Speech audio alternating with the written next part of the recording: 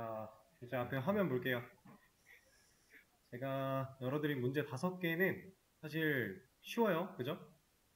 방금 전 시간에 공부했던 반복문 기본적인 문법 활용만 한다면 사실 크게 어렵지 않게 여러분들이 해결할 수 있는 것들이었습니다. 자, 첫 번째 문제부터 가보도록 하죠. 1부터 5까지 출력. 제가 예시로 들어드렸던 것과 동일하겠네요. 자, int i는 1, 초기값 만들어주고요. while이라는 예약어 사용해주고요. 조건 만들어줘야겠죠. 1부터 5까지니까 5를 포함할 수 있게끔 조건을 짜주고 스텝을 적어줍니다. 그리고 나서 이 안쪽에서 해야 되는 실질적으로 반복해야 되는 일, 우리가 i의 값을 출력하면 되겠네요. 그러면 1부터 5까지 출력이 완료되겠죠. 자, 지금도 초기값, 종료 조건, 그리고 스텝 작성하고 나서 내가 반복해야 되는 일 이렇게 적어주는 겁니다. 물론 쉽게 익숙해지셔서 문제없이 절대 실수하지 않는다 라고 하면은 그냥 편하신 대로 작성을 하셔도 당연히 무방하겠죠. 자, 두 번째 문제.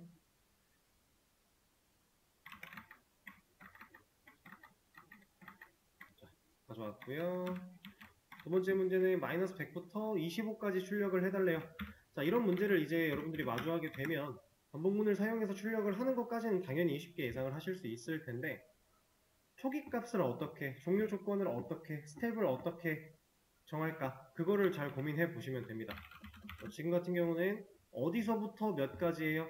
마이너스 100부터 25까지. 그럼 지금 우리는 마이너스 100이라는 숫자로부터 25까지 가야 되는데 이렇게 가는 방향이 실질적인 음수, 양수 영역이라고 봤을 때 양의 방향이에요? 음의 방향이에요? 이거는 적은 것부터 커지니까 양의 방향이 되겠죠?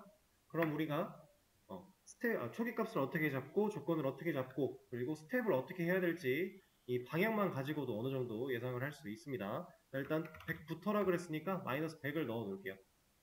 그 다음에 while 자, 조건에는 이 i라는 값이 결국 25까지 커져야 돼요. 마이너스 100이라는 숫자보다 25가 더 큰 수니까 마이너스 100에서 25까지 하나하나 증가를 하면서 가되 25까지 커질 수 있게끔 조건을 잡아주고 양의 방향이라고 했으니까 스텝은 당연히 증가를 시켜줘야겠죠.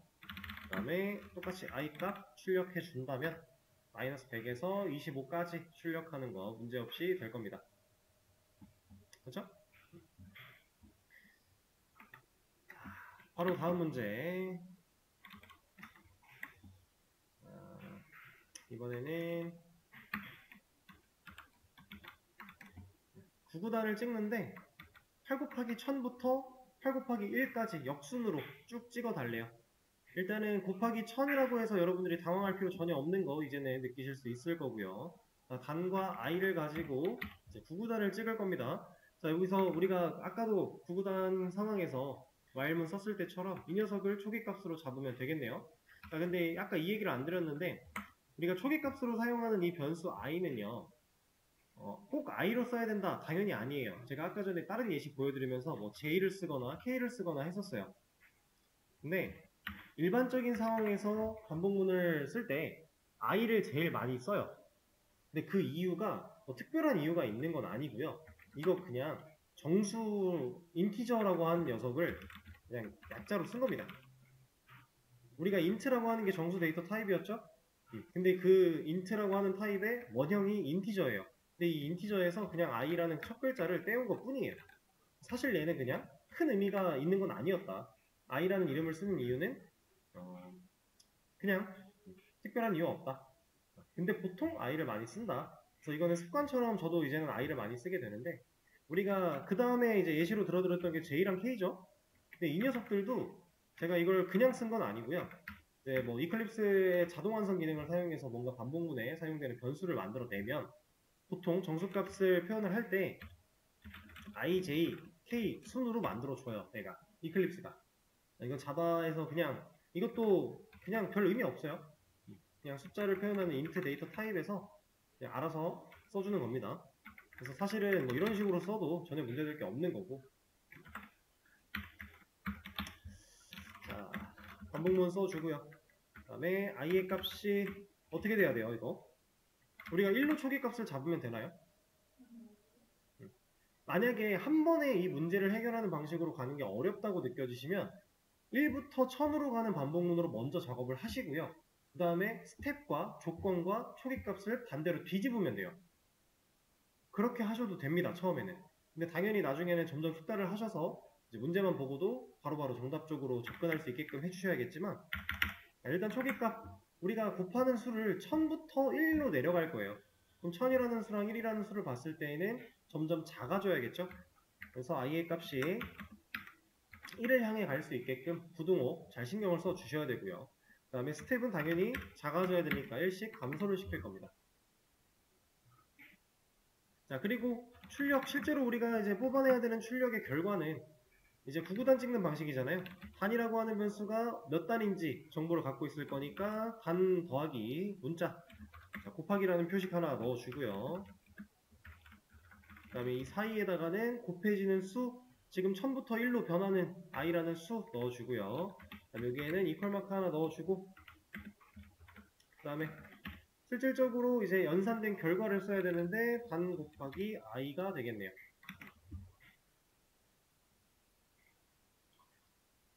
자, 이렇게 작성하고 출력해 버리면 우리가 문제에서 원하는 곱하기 1000부터 1까지 쉽게 해결할 수가 있겠죠.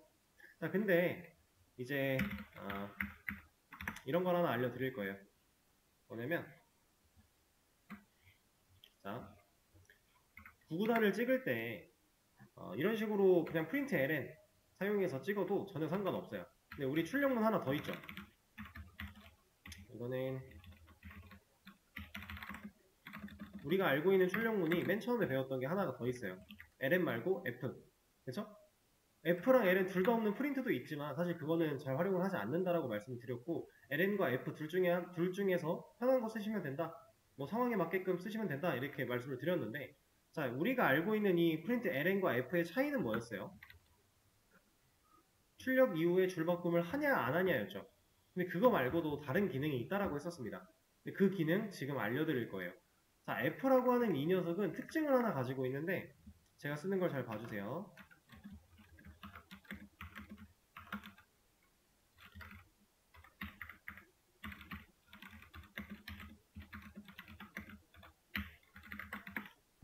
자, 뭔가 신기하게 특수문자를 섞어가면서 제가 작성을 했습니다. 근데 이 결과는 우리가 프린트 ln으로 찍었던 이 결과랑 완벽하게 동일하게 나와요. 자, 이제 왜 그런지 알려드릴 겁니다. 자, 일단은 여기 역/n은 프린트 f 자체가 줄바꿈을 안 해줄 거기 때문에 제가 맨 마지막에 구별을 해서 출력이 완료되면 줄을 바꿔라 라고 해놓은 거고요. 이건 우리가 알고 있는 거죠. 이거 말고 이제 앞에 부분 알려드릴 겁니다. 자, %로 시작했고 D로 끝나는 이 녀석은 이제 서식 지정자라고 얘기를 해요. 자바에서 출력문에 사용할 수 있는 서식 지정자라고 얘기를 합니다. 자, 궁금하신 분들은 여러분들 이거 서식 지정자라고 검색해 보시면 돼요. 자바 서식 지정자 이런 식으로. 그러면 다양한 것들이 나올 텐데 그 중에서 여러분들이 알아야 되는 건 딱 두 가지밖에 없어요. 나머지는 다 모르셔도 무방합니다. 거의 쓸 일이 없으니까. 근데 아셔야 되는 거는 %D라는 녀석과 %S라는 녀석이에요. 이 서식 지정자라고 하는 이 부분은 쉽게 얘기해서 이 서식 지정자가 들어가 있는 이 자리에 구멍을 내놓는다라고 생각을 하시면 되고요. 나머지 문자들은 실제 문자니까 그냥 문자로 출력이 돼요. 이렇게. 그리고 또 하나의 구멍을 내는 거고, 문자, 또 하나의 구멍을 내는 겁니다. 자, 이렇게 내놓은 구멍에 내가 원하는 값들을 순차적으로 써주면 알아서 이 구멍에 꽂혀 들어가요. 이렇게. 이게 서식 지정자의 활용법입니다. 근데 제가 %D랑 %S를 알아야 된다고 했죠. 자, 이 둘은 무슨 차이가 있냐면 %D는 숫자 데이터, 정수 데이터 다룰 때 사용하는 거예요. 여기다가 %S를 넣어놓고 숫자를 넣으면 안 된다라는 거죠. 그리고 %S 이 녀석은 문자를 다룰 때 넣는 거예요. 그래서 이거를 그냥 제가 하나 강제로 보여드리면, 자,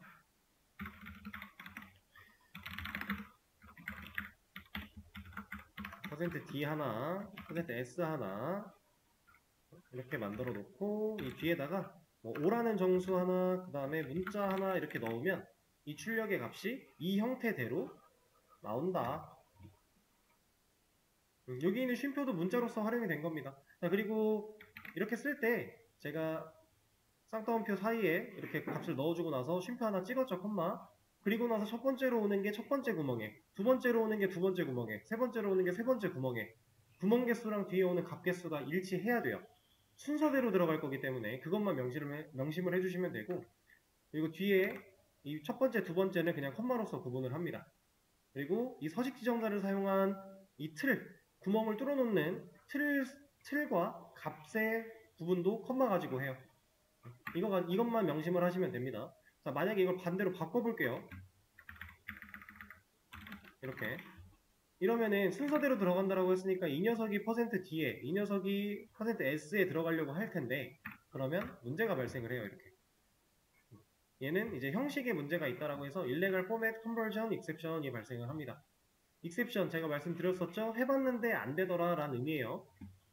그래서 이런 에러가 발생을 하면 서식 지정자에서 내가 데이터 타입을 잘못 맞췄구나 라고 생각을 하시면 되고요. 자, 만약에 서식 지정자는 구멍이 하나인데 내가 넣고자 하는 값이 두 개였다, 이것도 문제가 발생을 합니다. 그냥 됐네요. 이거는 옛날엔 에러가 나왔던 것 같은데 뒤에 있는 게 그냥 없어졌네요. 근데 어차피 이렇게 쓰시면 안 되기 때문에, 아니면 요것도 한번 예를 들어볼까요? 이건 문제가 있네요. 반대로 구멍은 두 개인데 값이 하나일 때, 구멍이 하나인데 값이 두 개면 뒤에 있는 값이 그냥 안 나왔었고, 근데 사실 이거를 뭐 그렇게까지 뭐 이 상황들을 막 외우시면서 공부할 필요는 전혀 없어요. 그냥 자연스럽게 쓰다 보면 익혀지는 거고. 그리고 이것도 하나 보여드리죠. %S를 뚫어놓고 숫자를 넣으면 제가 안 된다라 그랬는데 실제로 안 되지는 않아요. 이거 돼요.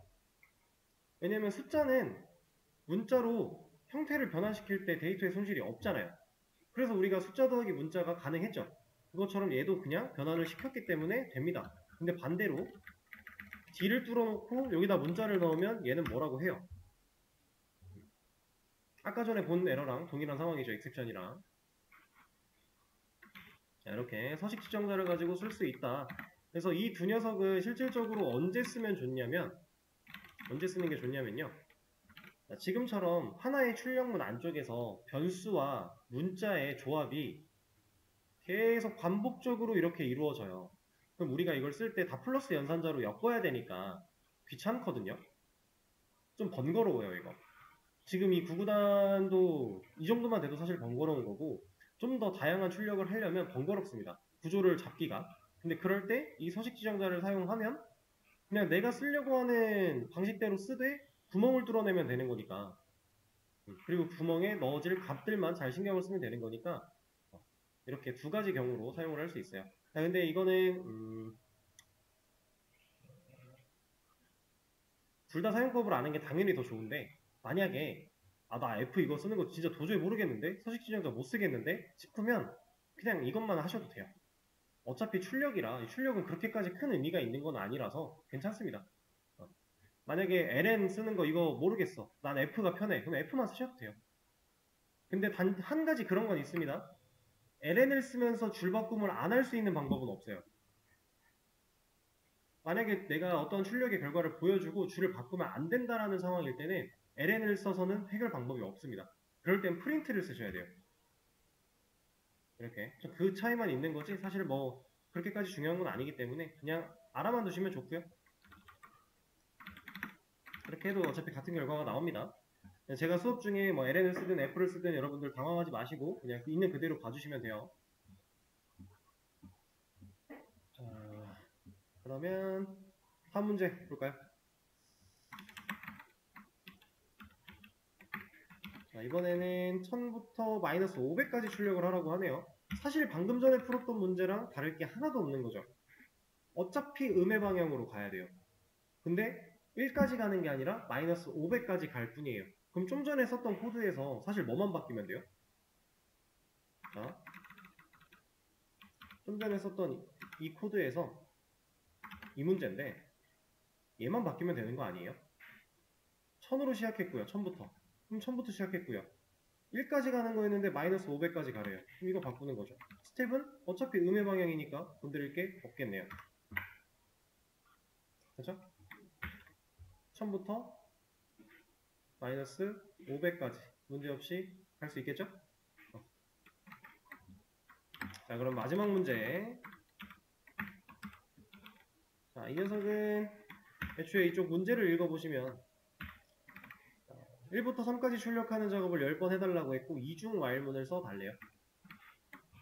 여기도 써있군요.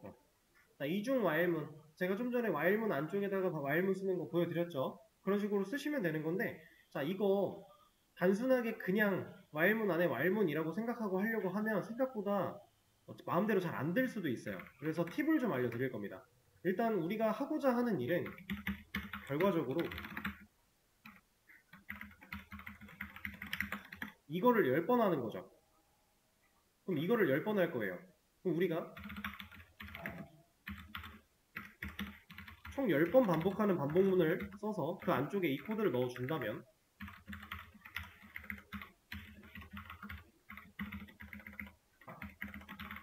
이렇게 코드를 넣어준다면 지금 이중 while문을 사용한 건 아니지만 어쨌든 원하는 결과는 없겠죠? 그쵸? 자, 당연히 실행 결과 됩니다. 그리고 나서 이제 이 녀석만 볼 거예요. 얘만 볼 겁니다. 얘만. 이거 결국 1부터 3까지 출력하는 반복문 아닌가요? 그쵸? 그럼 이 녀석만 생각해서 반복문을 또 짜볼게요.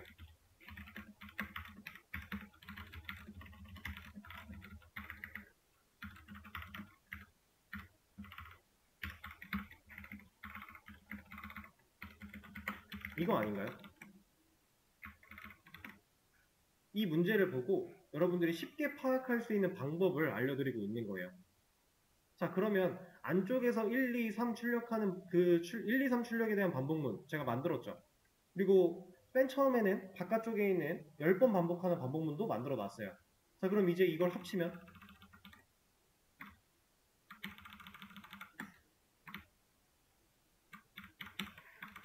이런 코드가 완성이 되겠네요. 자, 이러면 쉽게 해결을 할 수 있습니다. 근데 왜 제가 이 방식을 이렇게 보여드렸냐면 여러분들이 아직 완벽하게 적응이 안 된, 숙달이 안 된 상태에서 이 이중 while문을 쓰려고 할 때 가장 많이 실수하시는 것 중에 하나가 이거예요. 자, int i, j 어차피 반복문 2개 쓸 건데 초기값 둘 다 필요하죠. 초기값을 여기다 만드시는 겁니다. 자, 그리고 반복문을 이렇게 코드를 짰다고 해볼게요. 자, 이제 뭐가 문제예요? 이거 결과문 예상해 보실래요? 이 코드 눈으로 쫓아보세요. 코드를 위에서 아래로 실행한다고 했을 때 이 코드가 뭐 얘는 뭐고 얘는 뭐고 얘는 그래서 하고 안 하고 이런 거 따져가면서 반복문이니까 올라가고 내려오고 이런 거 따져가면서 한번 이거를 눈으로 결과를 예상해 보세요.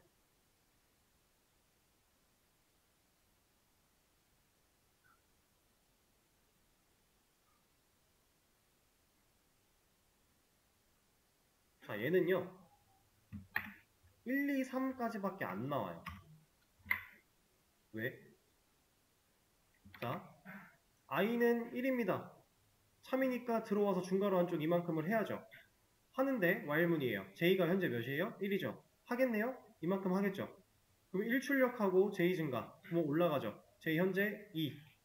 또 하겠네요? 출력하고. 그럼 2까지 출력하고 또 1 증가. 3이네요. 3 또 하겠죠? 3 출력하고 j 증가. 4가 됐죠? 그럼 거짓이니까 빠져 나오겠죠. 나왔더니 i가 1 증가했어요. 올라가야죠. i가 2가 됐네요. 3이니까 이만큼 다시 또 하겠죠. 내려와 봤더니 j 몇이에요? 4죠.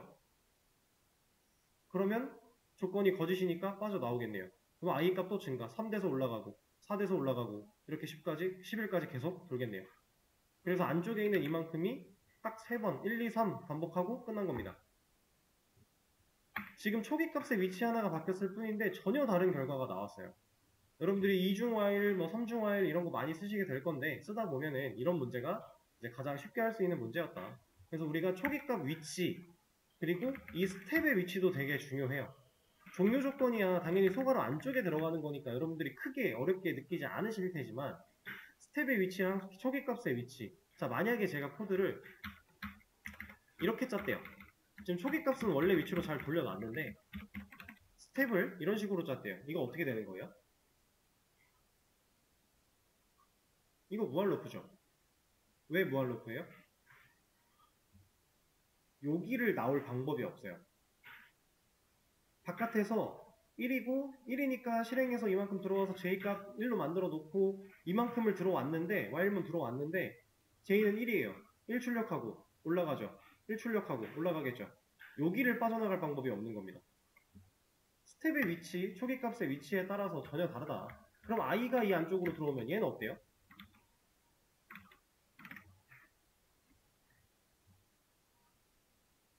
자, 1입니다. 1 들어왔죠. J가 1이에요. 1 출력. J 증가, I 증가. 그럼 J랑 I랑 둘 다 2가 됐겠네요. 자, 2. 3이니까 또 2. 3 하겠죠? 자, J가 4가 됐어요. I도 4가 됐을 거예요. 그리고 나서 얘를 빠져나갑니다. 그리고 올라가요. 이때 I 몇이라고요? 4죠. 2가 아니라 4예요. 그럼 내려왔습니다. 이거 또 하겠죠? J는 다시 만들어졌고 다시 초기화가 됐으니까 1부터 시작을 해서 똑같이 1, 2, 3을 출력을 할 겁니다. 그리고 4가 되는 시점에서 빠져나갈 건데 I는 4부터 시작을 했어요. 그러면 5, 6, 7이 된 순간 나가겠죠.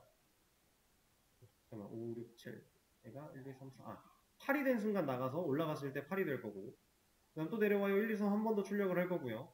그때 I는 이미 10을 넘어섰겠죠. 그러면 1, 2, 3이 총 3번 나오겠네요. 4번이 나왔네. 어딘가 잘못 연산을 했나 보네요. 제가 생각을. 이렇게. 어쨌든 우리가 원하는 결과랑 전혀 다른 결과를 도출할 수밖에 없다. 그래서 초기값, 스텝, 위치 상당히 중요하다. 그리고 종료 조건도 사실 중요한 게 이렇게 써버리면 안 되는 거잖아요. 이거 뭐예요? 이거 무한 루프예요. 왜냐면 i는 1인체로 들어왔고요. j가 1인데 여기서 i 1 검증해요. j 출력하고 j 올라가죠. 올라갔는데 또 i 검증하잖아요. 그러면 무한 루프죠. i 값이 변하려면 이 while문을 빠져나가야 증가를 하는 건데 빠져나갈 방법이 없으니까. 이런 식으로 그러니까 우리가 기본적인 3요소를 상당히 중요하게 생각하고 써야 된다. 근데 중요하게 생각하고 쓸 때 특히나 이렇게 겹겹이 쌓을 때는 더 헷갈리니까 조심해서 하셔야 된다. 명확하게 위치를 잘 잡으셔야 됩니다. 그래서 제가 처음에 보여드렸던 방식대로 내가 해야 되는 일을 먼저 한번 추려본 다음에 1, 2, 3이라고 하는 걸 10번 할 거니까 1, 2, 3 출력하는 걸 10번 하는 반복문 안에 넣어놓고 그 안쪽에 있는 녀석을 반복문으로 또 바꿔보면 우리가 위치 고민할 필요 없이 코드는 완성이에요. 여러분들이 첫 단계에서 이해하고 활용하는데 조금은 도움이 되실 만한 내용을 말씀드린 겁니다.